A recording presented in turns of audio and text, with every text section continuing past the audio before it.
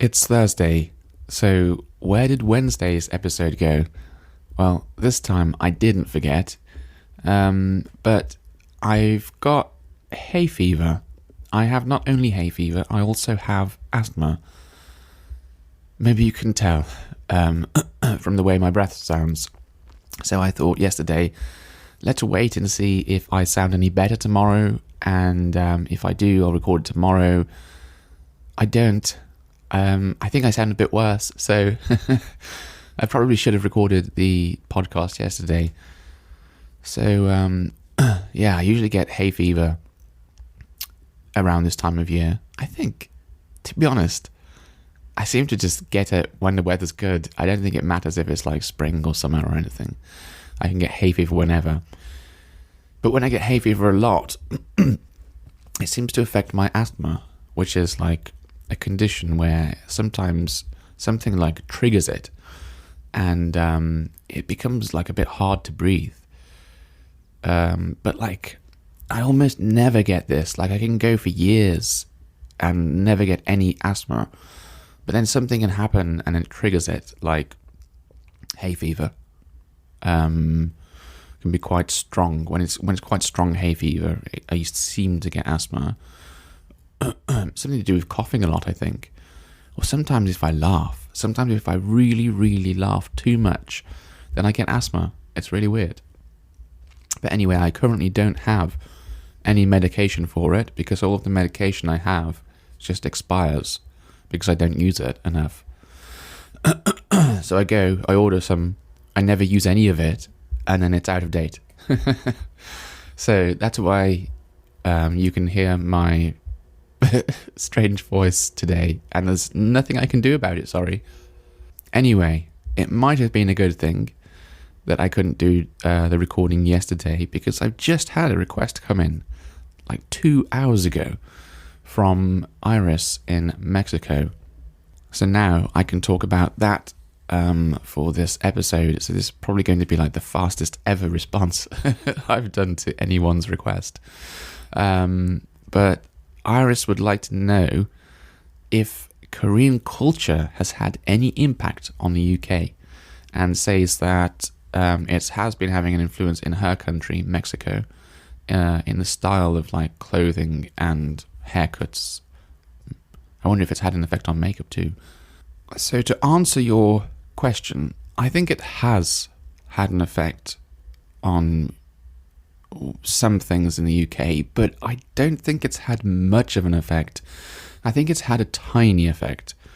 I could be wrong. I might not be the best person to ask. I did ask my sister as well a question, so I'll talk about that later, just to get her opinion about it. But anyway, one thing I did notice, like the first thing I noticed, like the first influence from Korea I noticed was related to makeup. So it became popular thanks to, you know, like Instagram and social media and stuff, like Korean face products, makeup products, and that kind of stuff. Usually like cleansing products became popular, and I remember my sister would order some. And I guess I remember she had this book as well. There's this book that she had about Korean makeup type stuff or cleansing products or something. So yeah, I guess that was reasonably popular, but again, it's just a small amount of people who do this. Most people would just buy stuff from shops in England or English stuff. So I think it's a small percentage. It's probably like young people only who bother with that kind of thing. Then the next thing I noticed, which I thought was quite interesting when it happened, although I think it's died now. I don't think there's any more of it. There was that Korean, it's like a boy pop band thing. What do they call them? We used to have lots of them in England years ago. It's not fashionable anymore. Like girl groups, boy groups. I think we used to call them boy bands. Like Take That and Westlife, and I don't know, there's been loads of them.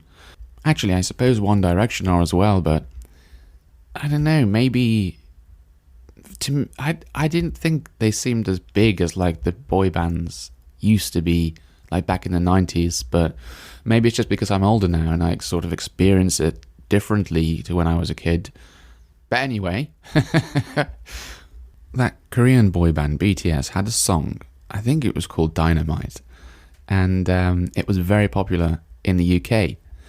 So I thought, well, that's interesting. Like, because I've said this before in a previous episode, we don't have music from other countries in our like music charts. Nobody listens to anything that's not in English. That's not true. Wait. Okay, so we have music from like Australia, that's fine. Music from America, that's fine because it's in English. And sometimes like we have music from Europe, and this is really, really, really rare if it's in English and nobody knows. So like there was a band called some like the Rasmus or something, and nobody knew that they were not English, not from an English speaking country. And it was like, did you know they're not from an English speaking country? It's like, no. And it was a shock to find out because they sounded so English. Anyway, so I thought this is really interesting. There's some K-pop becoming popular in the UK, and I listened to the song, and none of it's in Korean at all, at least from memory. I think it's all just in English. And then I later found out that the song was written in London by two British people, and I thought, well, that's not even K-pop, If it doesn't come out of Korea, if it was written in the UK, that's not K-pop. So I feel like it was just, everyone was just cheated. We were just told it was K-pop. It was all a lie. And really, it's just Western music. If it's created in London by two British people, it's just Western music.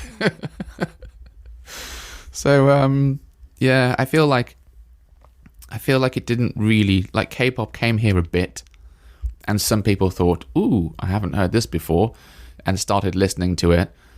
But then it just, as quickly as it came, it went away.